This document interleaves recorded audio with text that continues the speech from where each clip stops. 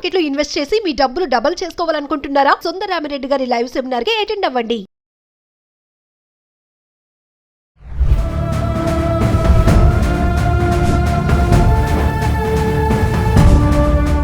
నమస్తే, welcome back to Suman TV. ప్రస్తుతం మనతో పాటు ఉన్నారు consumers affairs committee chairman Mandari Krishna Reddy గారు. నమస్తే సార్. నమస్తే అమ్మా.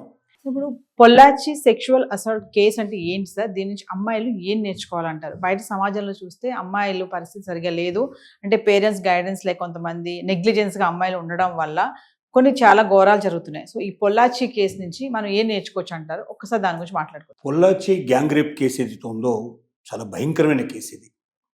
ఒక్కరు కాదు, ఇద్దరు కాదు, కొన్ని వందల మంది యువతులు మహిళల మీద గ్యాంగ్ రేప్ చేసి అది బయటపడకుండా కొన్ని సంవత్సరాల పాటు గడిపినటువంటి ఒక గ్యాంగ్కి సంబంధించినటువంటి కథ ఇది. దీనికి పొలాచి గురించి కొంచెం మనం చెప్పుకోవాలి. పొలాచి అనేది కోయంబత్తూరు సమీపంలో ఉన్నటువంటి ఒక అందమైన ప్రాంతం. ఇక్కడ సినిమా షూటింగ్స్ ఎక్కువ జరుగుతూ ఉంటాయి. సినిమా షూటింగ్స్, కొన్ని టీవీ షూటింగ్స్ కూడా ఇక్కడ జరుగుతాయి. అయితే ఒకవైపున ఇంత అందమైన నగరం, ఇంత అందమైన ప్రాంతం, సినిమా షూటింగ్లకు అనుగుణమైనటువంటి వాతావరణం ఉండేటువంటి ప్రాంతంలోనే ఒక 9 మంది గ్యాంగ్ ప్రత్యేకంగా రేప్ చేయడానికే ఉందా అనిపించేటువంటి భయంకరమైన గ్యాంగ్ ఇక్కడ తయారైంది. దీనికి ఒక ఫైనాన్స్ కంపెనీ నడిపేటువంటి వ్యక్తి తోడయ్యాడు. అంటే ఈ 9లో వాడొకడు. వాడికి ఒక గెస్ట్ హౌస్ ఉంది. ఆ గెస్ట్ హౌస్ని ఆసరా చేసుకొని, అది కొంచెం కొండ ప్రాంతం లోపల కొంచెం సపరేట్గా ఉంటుంది. అంటే నిర్మానుష్యంగా ఎక్కువగా ఆ ఏరియాలో ప్రజలు తిరగడం అనేది జరగదు. అలాంటి ప్రాంతంలో ఉన్న ఈ గెస్ట్ హౌస్లో ఎక్కువ జరిగాయి. అంటే మ్యాక్సిమం వాళ్ళు అక్కడ చేశారు, ఈ రేపులు చేశారు. ఒక అమ్మాయి, కాలేజీకి వెళ్ళే అమ్మాయి 2019లో ఈ అమ్మాయి ప్రత్యేకంగా ఒక రోజున తను కాలేజీకి వెళ్ళి వస్తూ ఉంటే ఒక వ్యక్తి తారసపడ్డాడు. తను నవ్వుతూ మాట్లాడుతూ తనతో కాస్త పరిచయం పెంచుకునే ప్రయత్నం చేశాడు. ఆ తర్వాత మా ఇల్లు ఇక్కడే దగ్గరలోనే అని ఇట్లాగా అమ్మాయికి చెప్పాడు.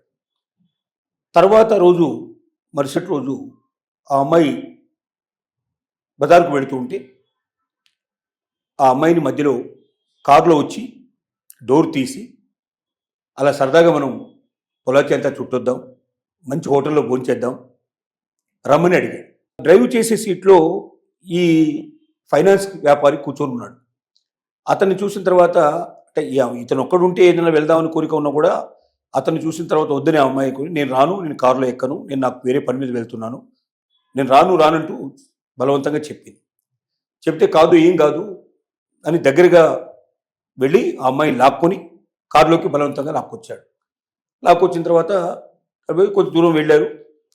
ఆ తర్వాత కొండ ప్రాంతానికి వెళుతూనే నిర్మానుష్యమైన ప్రదేశం అప్పుడు చేరారు. అప్పుడు కారులోనే రేప్ చేయడం ప్రారంభించాడు. ఆ తర్వాత కొద్ది దూరం పోయిన తర్వాత మిగతా గ్యాంగ్లో కొంతమంది కూడా దాంట్లో ఎక్కారు. వాళ్ళు కూడా రేప్ చేయడం ప్రారంభించారు. ఇలాగ 2-3 రేప్ చేసిన తర్వాత ఆ అమ్మాయిని ఒక నిర్మానుష్యమైన ప్రదేశంలో ఆ అమ్మాయిని కింద పడేసేసి వాళ్ళు వెళ్ళిపోయారు. ఇంటికి వచ్చింది ఆ అమ్మాయి. తల్లిదండ్రి ఇద్దరితో చెప్పింది, జరిగిన విషయం అంతా చెప్పింది. కానీ ఇప్పుడు సమాజం లోపల ఎవరికైనా రేప్ జరిగింది, అన్యాయం జరిగింది, కొంతమంది మోసం చేశారు, కొంతమంది బలవంతం చేశారని చెబితే అలాంటి అమ్మాయికి సమాజంలో ప్రొటెక్షన్ లేదు. చిన్న చూపు చూస్తారు. ఆ అమ్మాయిని చాలా దిగజారిపోయిన దానిలాగా చూస్తారు. ఆ అమ్మాయిని ఫంక్షన్స్కి రానివ్వరు. ఆ అమ్మాయిని అసలు ఇంకా ఏ రకంగా కూడా వాళ్ళు స్నేహితులుగా కలుపుకోవడానికి ఎవరు సిద్ధపడరు. సమాజం వెలివేసేటువంటి స్థితిలో ఉంది వాళ్ళు చెప్పాలంటే. అంటే తప్పు చేసిన వాళ్ళేమో తప్పించుకుంటారు, ఏ తప్పు చేయనటువంటి అమాయకమైనటువంటి మహిళ బలైపోతుంది. కాబట్టి తల్లిదండ్రులు కూడా భయపడి ఎవ్వరికీ ఏ రకంగా కూడా ఇన్ఫర్మేషన్ ఇవ్వకుండా వాళ్ళలో వాళ్ళే కుమిలిపోవడం ప్రారంభించారు. ఆ తర్వాత 2 రోజుల తర్వాత ఆ అమ్మాయికి ఒక మెసేజ్ వచ్చింది. నువ్వు ఏ గెస్ట్ హౌస్లో అయితే ఇదంతా జరిగిందో, చివరికి ఆమె గెస్ట్ హౌస్లో కూడా చెప్పారు. ఒక గెస్ట్ హౌస్ అడ్రస్ అంతా ఇచ్చేసి ఆ గెస్ట్ హౌస్కి రమ్మని చెప్పారు. ఈ గెస్ట్ హౌస్కి నువ్వు వచ్చి మాతో కాసేపు గడిపి వెళ్ళాలి, లేకపోతే నీ మీద తీసిన వీడియో, వాళ్ళ కారులో రేప్ చేసేటప్పుడు వీడియో కూడా తీశారు, ఆ వీడియోని బయట పెడతాం, దాన్ని తీసుకెళ్ళి మేము సోషల్ మీడియాలో పెట్టేస్తాం, నీ జీవితం అంతా నాశనం అయిపోతుంది, నేను ఇంకా బతకంటూ ఉండదు నీకు, కాబట్టి నువ్వు ఇమ్మీడియట్గా రావాలి, రాకపోతే మాత్రం నీకు శిక్ష విధిస్తామని చెప్పి వాళ్ళు ఇన్ఫర్మేషన్ పంపించారు. దాంతో ఏంటి, ఇప్పుడు వెళ్ళాలా అక్కర్లేదా, వెళితే గ్యాంగ్ రేప్ అవుతుంది, బతుకుతానో లేదో నాకు తెలియదు, ఇలాంటి పరిస్థితి ఏర్పడుతుంది. ఆ రోజు అంటే 2-3 రేప్ చేస్తారు, ఇప్పుడు ఎంతమంది రేప్ చేస్తారో తెలియదు, వాళ్ళ గ్యాంగ్లో ఎంతమంది ఉన్నారో తెలియదు. ఈ పరిస్థితిలో అమ్మాయి ఆలోచించి అమ్మా నాన్నకు మళ్ళీ చెప్పింది, పరిస్థితి ఇట్లా ఉంది, ఏం చేద్దామని. ఇక వాళ్ళ తండ్రి పట్టడానికి కోపం వచ్చేసింది అతనికి. ఫస్ట్ టైం జరిగింది ఏదో సరే క్షమిద్దామని అనుకున్నా కూడా ఇక ఇప్పుడు క్షమించడానికి వీల్లేదు, ఎందుకంటే అమ్మాయి జీవితమే పట్టబద్దలు చేసే పరిస్థితి ఏర్పడ్డప్పుడు నేను కూడా జాగ్రత్త పడాలని వెంటనే కోయంబత్తూరు లోపల పొలాచికి వాడి దగ్గర ఉన్న పోలీస్ స్టేషన్కి వెళ్ళి పోలీస్ స్టేషన్లో ఇన్ఫర్మేషన్ ఇవ్వడం జరిగింది. వెంటనే పోలీసులు అలర్ట్ అయిపోయి, అంటే ఇంతకుముందు ఎప్పుడు వాళ్ళ మీద ఏ రకమైన కేసు రాలేదు, అసలు ఇలాంటి కేసులు ఉన్నట్టుగా అమ్మాయిలు ఇలా చేస్తున్నట్టుగా ఏ ఒక్కరు కూడా తనకి ఇన్ఫర్మేషన్ ఇవ్వలేదు. కాబట్టి కొత్తగా ఉన్న వాళ్ళని అనుమానించాలంటే కొద్ది కష్టమైన విషయం అయినప్పటికీ ఆ అమ్మాయి చాలా ఖచ్చితంగా చెప్పింది, ఇలా జరుగుతోంది, ఇది ఫస్ట్ టైం కాదు, వాళ్ళు చాలామంది చేసినట్టు కూడా చెప్పారు, నాతో చెప్పారు ఆ మాట, 100 మంది సంఖ్యలో మేము చేసామని చెప్పారు. కాబట్టి నువ్వు కూడా, వాళ్ళు ఎవరు ఇంట్లో చెప్పలేదు, ఎవరు ఈ విషయాన్ని గురించి బయట పెట్టలేదు, బయట పెడితే ప్రాణాలకే ఉంటుంది, తర్వాత మానం పోతుంది, సమాజంలో పనికిరావని చెప్పి వాళ్ళు చెప్పారు. ఇంతవరకు ఒక్కరు కూడా ఈ రకంగా కూడా బయటకు వచ్చి పోలీస్ స్టేషన్ కానీ ఇన్ఫర్మేషన్ కానీ ఇవ్వలేదు అని చెప్పి వాళ్ళు ఖచ్చితంగా చెప్పారంటే వాళ్ళు ఎంతో మందిని ఈ రకంగా రేప్ చేసి ఉంటారు, కాబట్టి మీరు జాగ్రత్త పడి వెంటనే వాళ్ళు పట్టుకోమని చెప్పారు. చెప్తే పోలీసు వెంటనే వెళ్ళి ఆ గెస్ట్ హౌస్కి వెళ్ళి చూస్తే ఆ గెస్ట్ హౌస్లో కొన్ని వందల వీడియోలు కనబడ్డాయి. అంటే అమ్మాయిలు మహిళల మీద చేసిన రేపులు ఏవైతే ఉన్నాయో, రేపు చేసినప్పుడు తీసిన వీడియోలు కొన్ని వందలు కనపడ్డాయి. అక్కడ దానికి సంబంధించినటువంటి మంచి గదులు, వాళ్ళకు బెడ్రూమ్స్ లాంటివి, తర్వాత వాష్రూమ్ లాంటివి, తర్వాత మేకప్ సామాన్ లాంటివి, ఇలాంటివన్నీ కనపడ్డాయి అక్కడ. అంటే వాళ్ళకి ఇది చాలామందిని ఇప్పటికీ జరిగినట్టుగా సాక్ష్యాధారంతో కల్పించింది. దాంతో వెంటనే ఆ ఫైనాన్సర్ని పట్టుకున్నారు, తర్వాత మొత్తం 9 మంది గ్యాంగును మొత్తం పట్టుకున్నారు, వీళ్ళని పోలీస్ స్టేషన్ నుంచి కోర్టులో ప్రవేశపెట్టారు. అలా జరిగినటువంటి కేసు తీర్పు మనకు ఈ మధ్య రీసెంట్గా మనకు బయటకు వచ్చింది. తీర్పు ఎంత గొప్పగా వచ్చిందంటే, అంటే అక్కడ సెషన్స్ కోర్టులోనే వేశారు, ఇది మళ్ళీ తర్వాత హైకోర్టుకు సుప్రీంకోర్టు కూడా వెళ్ళాల్సిన అవసరం వెళ్తుంది. ఎందుకంటే ఇంతమంది కాబట్టి 9 మంది కాబట్టి వాళ్ళు ఊరుకోరు, ఎవరో ఒకరు రక్షించమని వెళ్తారు. కానీ ఆ జడ్జి ఎంత గొప్పగా జడ్జిమెంట్ ఇచ్చాడంటే, ఒకసారి మరణించడం కాదు, ఎన్నిసార్లు మరణించేదాకా అతను ఉరిది ఉంచండి, వాళ్ళని 2 మరణాలు 3 మరణాలు 4 మరణాలను కూడా ఆ రకంగా, అంటే ఎంత సమాజానికి వాళ్ళు చెడు చేశారు, అట్లాంటి ఒక గొప్ప తీర్పుని ఇవ్వడం జరిగింది. నిజంగా జడ్జికి మనం హ్యాట్సప్ చెప్పాలి. ఆ తర్వాత వీళ్ళు చేసిన క్రుయాలిటీ ప్రపంచానికి అంతా తెలిసింది. ఇంకా చాలామంది వచ్చిన తర్వాత మా మీద కూడా జరిగింది, ఎందుకంటే ఆ వీడియో లోపల వాళ్ళ ఫొటోస్ అవన్నీ ఉన్నాయి కాబట్టి వాటిని తీసుకొని పరిశీలించి వివరాలు వీళ్ళ నుంచి కక్కించి వాళ్ళ దగ్గరికి వెళ్ళి వాడితో మాట్లాడితే వాళ్ళు కనీసం ఒక 30 మంది 40 మంది దాకా వాళ్ళు ఇచ్చారు, కంప్లైంట్ ఇచ్చారు, మా మీద కూడా ఇలా జరిగింది, మా మీద కూడా ఇలా జరిగింది. మేము సమాజంలో ఎందుకు చెప్పలేదంటే, సమాజంలో చెప్తే అలాంటి స్త్రీకి రక్షణ లేదు, అలాంటి వాళ్ళకు విలువ లేదు, సమాజం వాళ్ళని చాలా అసహ్యంగా చూస్తుంది, తక్కువగా చూస్తుంది, వెలివేసినట్టుగా చూస్తుంది. మేము అలాంటి పరిస్థితి తెచ్చుకోకుండా ఉండాలనే ఉద్దేశంతో మా మీద అత్యాచారం ఒకసారి కాదు చాలాసార్లు చేశారు, గ్యాంగ్ రేపులు చేశారు, వాళ్ళకి ఇష్టం వచ్చినప్పుడల్లా పిలుచుకొని ఇష్టం వచ్చినట్టుగా మమ్మల్ని వాడుకున్నారు. అయినా మేము దాన్ని బయట పెట్టలేదు. కారణం ఏంటంటే సమాజంలో విలువ లేదనే ఉద్దేశంతో మేము పనిచేస్తామని చెప్పి మహిళలు ఎలుగెత్తి ఏడ్చి చెప్పారు ఆ విషయాన్ని.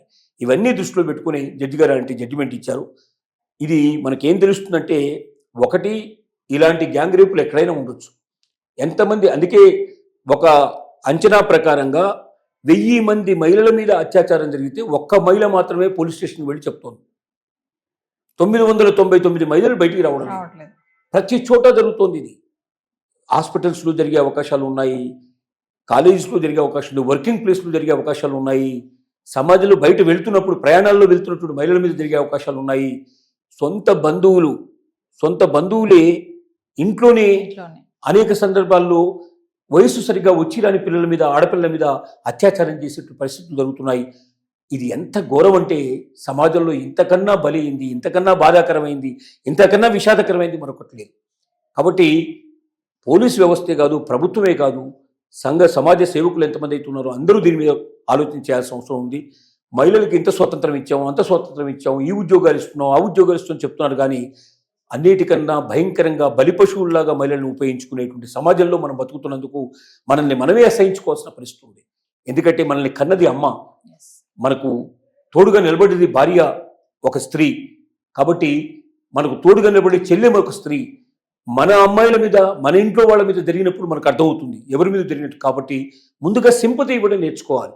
ఎవరికైనా అలా జరిగితే వాళ్ళను మనం దేవతలాగా చూసి, వాళ్ళ మీద అత్యాచారం జరిగిందని ఒక రకమైన సింపతి ఏర్పాటు చేసుకొని, వాళ్ళకి ఎక్స్ట్రాగా మనం ఏదైనా చేయగలమా, మన వల్ల ఏదైనా సాయం జరుగుతుందని చెప్పి గౌరవించడం, ప్రేమించడం నేర్చుకోవాలి. కానీ వాళ్ళని అసహించుకోవడం, దూరం పెట్టడం వాళ్ళ తప్పే ఉంది, దాంట్లో వాళ్ళ నేరమే ఉంది. వాళ్ళు కావాలని చేసిన పని కాదు కదా. కొంతమంది దుర్మార్గుల చేతులు బలయ్యారు. ఎవరైనా మన చెయ్యి నరికారు, మన కాళ్ళు నరికారు, అందులో మన తప్పే ఉంది. చెయ్యి కాళ్ళు నరికినట్టుగానే జీవితం లోపల వాళ్ళు అత్యాచారం చేశారు. కాబట్టి వాళ్ళని ఖచ్చితంగా వాళ్ళ మీద ప్రేమ అభిమానాలు పెంచాలి, వాళ్ళకు ఒక విలువ ఇవ్వాలి. వాళ్ళకు జరిగిన అన్యాయానికి వ్యతిరేకంగా మనం కూడా ఎలుగెత్తి చాటాలి. ఇంకొక వీడియో జరగకుండా ఎంత తొందరగా వీలైతే అంత తొందరగా వాళ్ళు పట్టుకోవాలి. ఎందుకు ఈ వందలాది మంది మీద జరిగిన అత్యాచారం ఒక్క అమ్మాయి మాత్రమే లాస్ట్కి వచ్చి బయటపడిందంటే ఆ తల్లిదండ్రి చేసిన సాహసం వల్ల బయటపడింది. కానీ మిగతా వాళ్ళందరూ ఎందుకు రాలేదంటే వస్తే వాళ్ళ గతి ఏమిటో తెలుసు కాబట్టి. ఒకవేళ సమాజం వాళ్ళని గౌరవించే స్థితిలో ఉండి సమాజం వాళ్ళకు రక్షణ కల్పించేందుకు సిద్ధంగా ఉన్నట్టయితే మొదటి అమ్మాయి బయటకు వచ్చేది. అలా మొదటి అమ్మాయి బయటకు వచ్చి ఉంటే ఇన్ని అత్యాచారాలు జరిగేవి కాదు.